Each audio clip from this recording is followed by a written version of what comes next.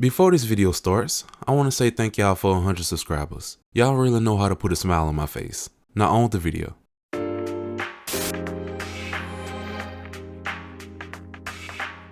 So a few weeks ago while I was writing a script for a future video, I decided to buy a game called Vampire Survivors. Now there's a good chance you've already heard about this game, but for those that haven't, Vampire Survivors is a game where you simply just walk around and kill things for 30 minutes. Sounds kinda boring, huh? That's what I thought for the first few months I've known about the game's existence. I'll be honest, this game looks so boring and cheap every time I saw footage of it. I just came to the conclusion that the game wasn't for me and I was just gonna ignore it and move on. But that's until I remember what my last video was about. Then I decided not to be a massive hypocrite. The game is simple. You choose a character, a stage, and then you're out to the races. You're dropped in the middle of a big area with nothing but a small weapon. The goal is to survive an ever-increasing army of enemies for 30 minutes until the Grim Reaper himself comes and finishes the job. But don't expect to survive even half that long in your first few runs. You gotta get you some perma upgrades if you really wanna make it. Because trust me, things can get really hectic really quick in this game. Once you spend a few hours building yourself up and getting stronger, after around 15 to 20 minutes in each of your runs, you should be done gone from a puny little weakling taking out just 1 or 2 enemies at a time to a gigantic ball of pure death, annihilating everything that dare walks in your direction almost instantaneously. But that's just the basics, just to make sure we're all on the same page. When I first started playing it, I didn't really understand the hype. After a few minutes of just walking around, as expected, I died. I tried again, got a bit further, and I died again. I started buying a few upgrades and coming up with better strategies and doing better and better in my runs until around 45 minutes later, I decided that was enough surviving and dying for the time being. I got off and looked at the time and it turns out that I haven't been playing for 45 minutes.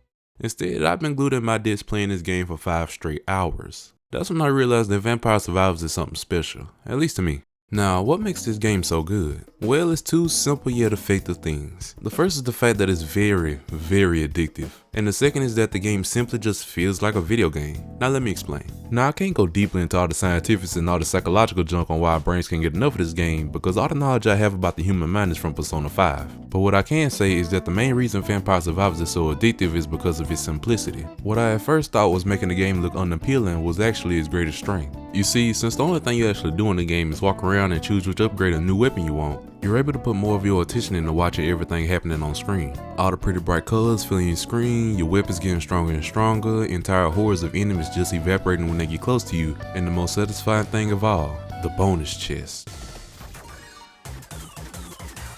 Woo! Yeah, baby! That's what I've been waiting for. That's what it's all about. Woo! We're making a unicorn take a shit. Woo-hoo-hoo! This is what fun is about, baby. That will never get old.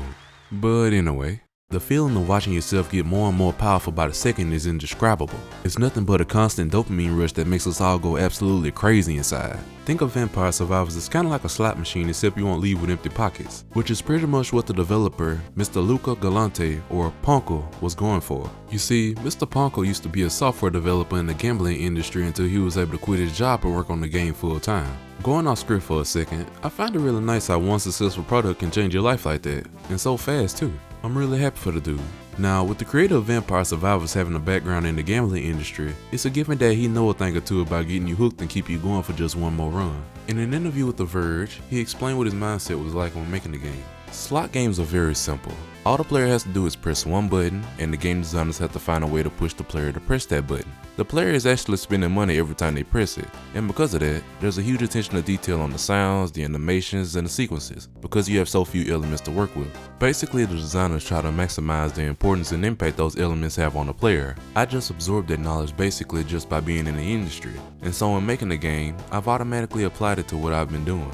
Basically, you press a button, the game does something cool, making us push the button even more. That's what I got from it at least. Also, what separates Vampire Survivors from other games is the intent behind the game being addictive in the first place, which leads me to the other main reason why the game is so good. You see, this might sound weird, but this game actually feels like a video game. You don't really see games made for the sole purpose of being addictive anymore these days, at least not many of them. A lot of times when a game is made to be really addictive, it's usually for the benefit of the big suits in charge of the game itself. For example, like with all gacha games, Genshin Impact is made to be as addictive as possible to get you to put as much money into their waifu slot machine as you possibly can. But with Vampire Survivors, the game is made to be addictive simply for the enjoyment of us, the players. Nothing more, nothing less. No microtransactions, no season pass, no nothing outside of the cheap DLC it has. just have fun. You can just open the game, play it for a good half hour and turn it off. You'll leave feeling satisfied each and every time. It reminds me of the time when just about all games are like that, which is actually pretty fitting since the game looks like it came out of the NES era. It's crazy to me how a game that costs $5 provides you with more fun and enjoyment than a lot of $60 and $70 games do. But I guess that's what happens when big companies prioritize making money over making the best product they possibly can.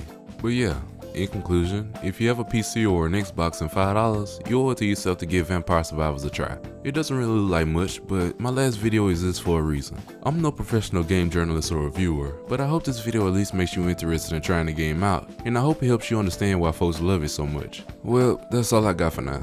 If you enjoyed the video, give it a like, and if you want to hear more of me, subscribe and maybe watch another video. Also, if you're interested, follow me on Twitter. The link is in the description. Have a good day, y'all.